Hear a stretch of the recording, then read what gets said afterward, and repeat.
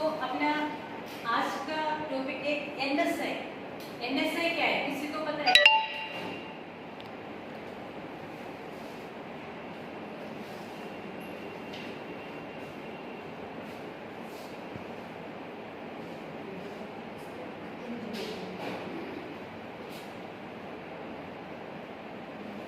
NSI needle stick injury और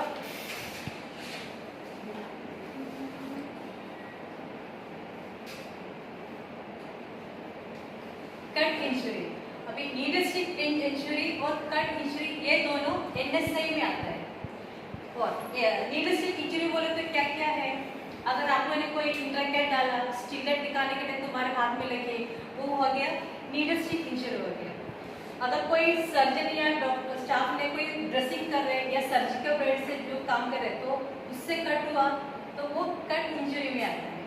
और आप लोगों ने जब आम्बुल तोड़ता है तो भी बाई मिस्टेक कभी फूट जाते हैं, हाथ कट जाता है तो भी वो कट इंजरी में आते हैं। तो आपको पहले ये मालूम होना है एनएसआई में क्या क्या है। एनएसआई बोले तो नीडल स्टिक इंजरी और कट इंजरी में क्या है। आम्बुल कट से जो होता है और सर्जिकल ब्लेड से जो अपन को कट लगता है वो कट इंजरी में आता है। ये दोनों चीज हुआ तो सबसे पहले आपको क्या करना है, रिपोर्टिंग।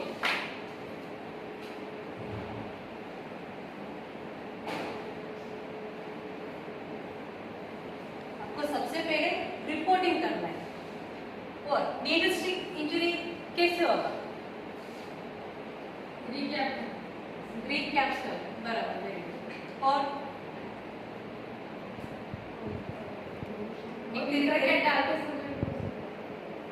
वो भी है। और हॉस्पिटल में सबसे ज्यादा नीडल स्टिक इंजरी किसको लगता है? स्टाफ को। और कोई ऐसा? Housekeeping, very good. क्योंकि हॉस्पिटल में सबसे ज्यादा नीडल स्टिक इंजरी किसको होता है? हाउसकीपिंग स्टाफ को। क्योंकि स्टाफ बराबर अगर डिस्कार्ड नहीं किया, बायोमेडिकल टेस्ट जो प्रोटोकॉल अगर फॉलो नहीं किया तो नीडल स्टिक इंजरी किसको ज्यादा लगेगा? हाउसकीपिंग स्टाफ को। तो इसके जिम्मेदार कौन है? स्टाफ और डॉक्टर्स। जो भी प्रोसीजर पेशेंट के साथ प्रोसीजर करते हैं वो अगर प्रॉपर तरीके से बीएमडब्ल्यू प्रोटोकॉल फॉलो नहीं किया तो उसके जिम्मेदार डॉक्टर्स और स्टाफ रहता है। और बेसिकली बोला गया कि ये होने के कारण क्या रहते हैं? लापरवाही। कोई मेहनत नहीं करते, लापरवाही की वजह से केयरलेस हो जाते हैं, फिर नीडल स्टिक इंजरी होता है। तो आप लोग ये चीज ध्यान रखना है कि नीडल स्टिक इंजरी हुआ तो क्या क्या हो सकता है। ब्लड बॉर्न इन्फेक्शन कौन कौन सा है? HIV, HCV, HBS, AG, hepatitis B, surface antigen. हाँ, ये 3 ब्लड बॉर्न इन्फेक्शन रहते हैं, नीडल स्टिक इंजरी से होता है। इसमें सबसे ज्यादा कौन सा रहता है?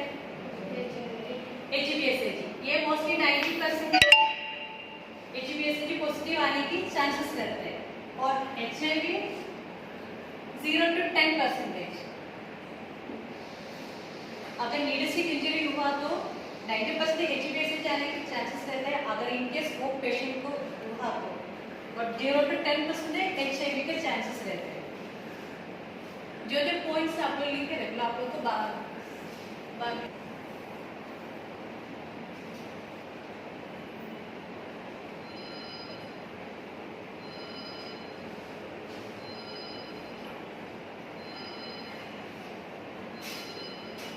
अभी रिपोर्टिंग।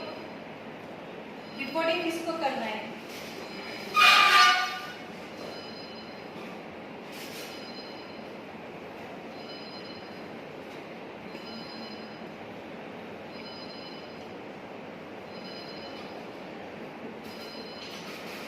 अगर आपको नीडल स्टिक इंजरी हुआ तो आपको सबसे पहले करना क्या है? रनिंग वाटर में वॉश करना है, सोप एंड वाटर में वॉश करना है। उसको दबाने का नहीं या मुंह में रख के चूसने का नहीं। वो आप लोगों की आदत है कि कुछ भी कट हो तुरंत उंगली मुंह में जाते हैं, ऐसे कभी नहीं करने का। उससे आप इन्फेक्शन को अंदर ले रहे हैं। अगर आपने चूसने की वजह से, वो प्रेशर की वजह से जितना छोटी सी होल रहता है वो बड़ा हो जाता है, तो इन्फेक्शन अगर ऑर्गेनिज्म होगा तो उसको अंदर जाने के आप ज्यादा रास्ते बना कर दे रहे हैं। तो सबसे पहले उसको दबाने का नहीं, सिर्फ रनिंग वाटर में ऐसे इसको वॉश करने का है। उसके बाद ड्राई करके बैंडेज लगाना है। बैंडेज इसलिए लगाने की सबसे पहले उसको ब्लीडिंग रुकवाना अपने काम है। अगर हाथ में नीडल स्टिक इंजरी ब्लीडिंग हुआ तो रनिंग वाटर में वॉश करने के बाद उसको ड्राई करके बैंडेज करना है ताकि ब्लीडिंग फर्स्ट ऑफ ऑल रुकवाने का। उसके बाद आपको रिपोर्टिंग करना है। रिपोर्टिंग किसको करेंगे? पहले डिपार्टमेंट इंचार्जेस को करेंगे।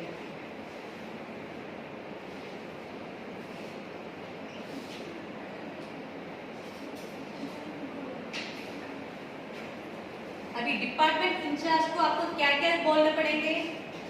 आपको इंट्राकेयर या फिर नीडल स्टिक इंजरी कैसे हुआ है, या पेशेंट को इंजेक्शन देने के बाद में हुआ है कि या पहले, या फ्रेश नीडल है क्या, मतलब कौन से नीडल से आपको प्रिक हुआ, ये आपको सबसे पहले बताना है। और अगर पेशेंट को लगाने के बाद आपको प्रिक हुआ तो आपको पेशेंट का डिटेल में देना पड़ता है। फिर डिपार्टमेंट इंचार्ज क्या क्या करेंगे? इंसिडेंट फॉर्म फिल करेंगे।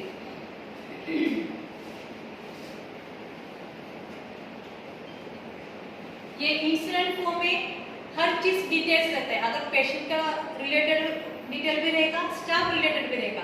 अगर कोई फ्रेश नीडल आपको प्रिक हुआ तो कोई इश्यू नहीं है, फिर भी आपको रिपोर्टिंग करना जरूरी है। या फिर अपन पेशेंट को इंजेक्शन देने के बाद अगर यार लगाने के टाइम पे आपको प्रिक हुआ तो आपको वो भी देना पड़ेंगे पेशेंट के डिटेल। अभी रिपोर्टिंग इंस्टेंट फॉर्म फिल करके आईसीएन को देंगे। आईसीएन कौन है? Infection control nurse. Infection control nurse. अभी आईसीएन के साथ में जो टीम रहेगा उसका काम है कि बाकी के डिटेल्स लेना है।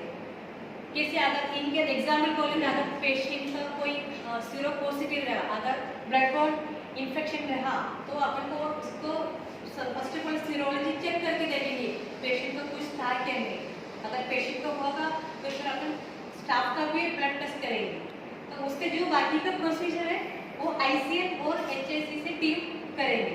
आपको इतना ही ध्यान रखना है, आपको कभी भी नीडल स्टिक इंजरी हुआ तो आपको first of all running water में वॉश करना है, आप उसके बाद आपको बैंडेज लगाना है, फिर आपको रिपोर्टिंग करना है। बराबर समझ में आ गया? ये सिंपल फंडा है, आपको इतना ध्यान रखना है।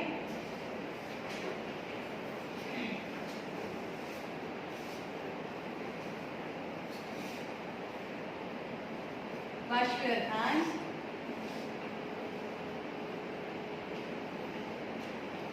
Bandage. And reporting. ये तीन चीज अकेले, बाकी के जो भी प्रोसीजर्स वो आईसीएन करेंगे। और ये सब प्रिवेंट करने के लिए कैसे करें, क्या करना है? कि रिकैप होने से नीडल स्टिक इंजरी हो सकता है, इंट्राकेट लगाने के टाइम हो सकते हैं, और कभी कभी नया नीडल्स अगर आप लोग ओपन करें तो भी बाई चांस आप लोग को लग सकता है। ये सब चीज़ एक तरीका है। और कोशिश करना कि इसलिए जो चीज़ अपन को करना नहीं, जो अगर नीडल रिकैप करना है तो भी उसके लिए भी तरीका है। फर्स्ट ऑफ ऑल आपको रिकैप करना है, इनकेस आपको रिकैप करना पड़ा तो आपको जो कैप को नीचे रखना है, ऐसे टेबल पर रखने का, उसके बाद जस्ट इसके अंदर करने का, फिर टेबल में ऐसे रख के प्रेस करने का, ताकि आपको एक ही हाथ से रिकैप करना है, दोनों हाथ यूज नहीं करने का। आपको ढक्कन को ये फॉलो नहीं करना, मतलब आपको इनकेस रिकैप करना पड़ा तो उसका प्रोसीजर है। ऐसे टेबल पर रखना है, मेरे टेबल पर समझ ले, टेबल पर रखने का, नीडल रखने का, सीधा करके डायरेक्ट टेबल को प्रेस करने का, तो अपने ये हाथ फ्री रहेंगे, एक ही हाथ से करेंगे। कोशिश करना है कि रिकैप कभी करना नहीं चाहिए। और उसके लिए क्या क्या करना पड़ेंगे हमें? बायोमेडिकल प्रोटोकॉल्स अपन को सही तरीके से करना है। और दूसरी बात, कोई इंस्पेक्टर आपको ऐसे नहीं पूछेंगे कि आपको नीडल प्रिक हुआ है क्या, ऐसे कभी सीधा होकर कोई इंस्पेक्टर आपको पूछेंगे ना। आपको ये पूछा जाएगा आपको कहीं नीडल मिला है क्या कैसे, या फिर आम्बुल ऐसे बेस मिलता है कि टुकड़ा मिलता है क्या, तो आप क्या बोलेंगे? हाँ हमको मिलता है। तो वहाँ पे अपना पहले गलती हो गया, आपने बीएनडब्ल्यू में वो चीज़ डाली नहीं, इसलिए वो बाहर मिला। या आपको मेडिसिन ट्रे में मिला या फिर टेबल पे मिला, जैसे भी आपको नीडल मिल गया, तो उसका मतलब क्या है, आपका पहले गलती आपने BNW प्रोटोकॉल फॉलो नहीं किया। दूसरी बात, वो पूछेगी फिर आपको कभी लगा भी होगा नीडल, ये तो कॉमन चीज है, तो आप लोग भी खुद होके बोलेंगे हाँ लग गया, तो आपने पूरा पार्ट लगा दिया, हाँ पूरे एंट्री क्रॉस हो गया, अच्छा वहाँ पे मास्क करता।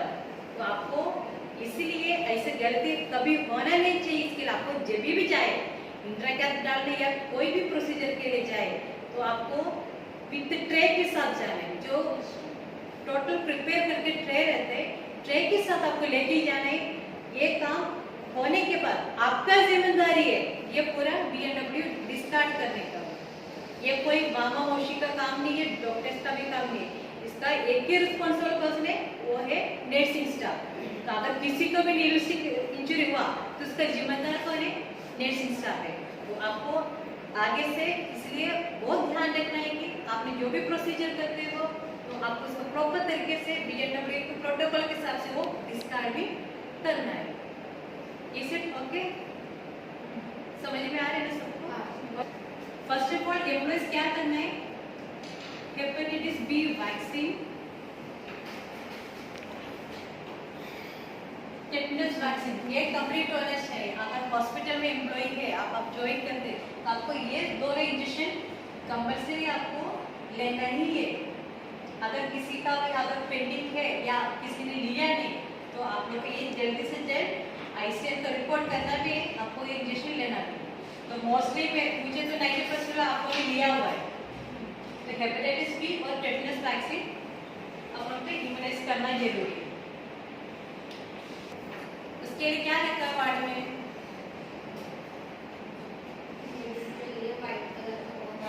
हाँ व्हाइट कलर का पंचिंग प्रूफ रखा है आपने, व्हाइट कैन रखा है।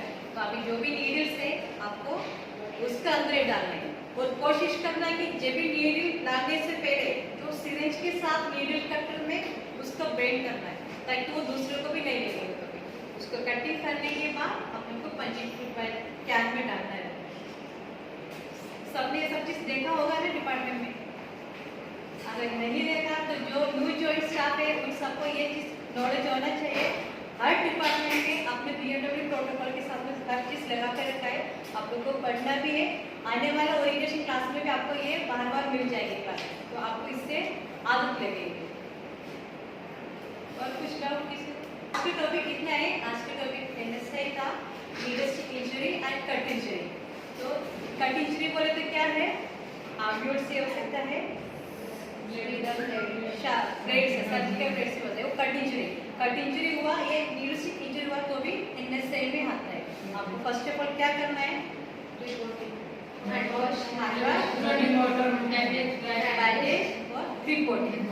आपको किसको करना है, डिपार्टमेंट इंचार्ज को करेंगे।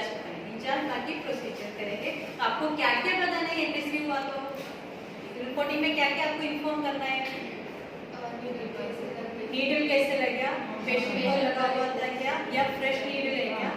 अगर पेशेंट को लगे तो पेशेंट का भी डिटेल आपको देना पड़ेगी, कौन से डायग्नोसिस का पेशेंट था और उसका क्या क्या हुआ, ये सब चीज आपको पूरे डिटेल में आपको देना पड़ेगा। ठीक है, तो अभी अगला क्लास अभी आपको BNW के बारे में रहेगा, तो वो क्लास में भी आपको इसके बाकी डिटेल आपको बता देंगे। तो आज के क्लास में खत्म। ओके।